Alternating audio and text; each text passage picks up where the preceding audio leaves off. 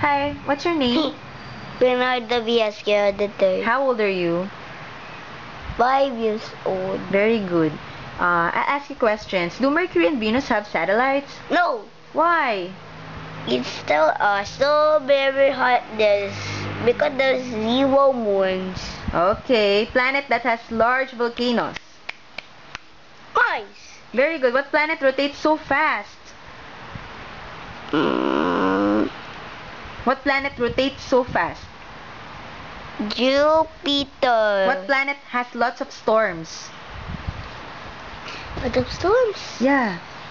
What planet has lots of storms? Neptune. Why the planet Mars known as a red planet? Mahaya.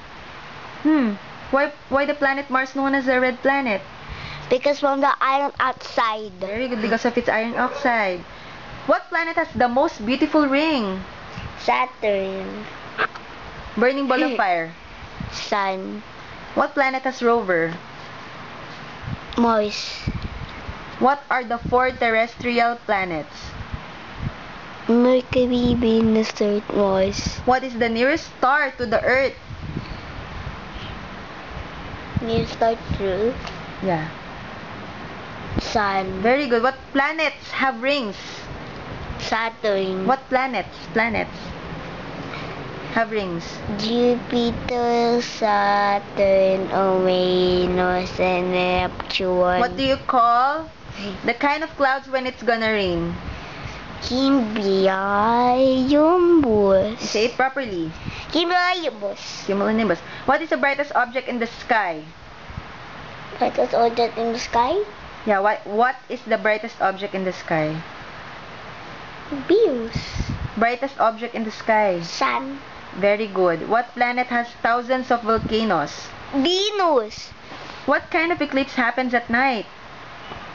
Lunar eclipse. Lunar eclipse, very good.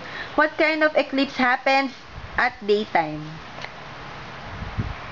Solar eclipse. Solar eclipse, very good. Louder, ha? What planet is the twin of Venus? Twin of Venus. Twin of Venus, twin. Earth. Rocky planet. Mars. Blue and green planet because of its methane in the atmosphere. Venus. Say it properly. Uranus. Uranus. What planet takes 88 Earth days to orbit around the Sun? Mercury. Thanks, bye! Bye.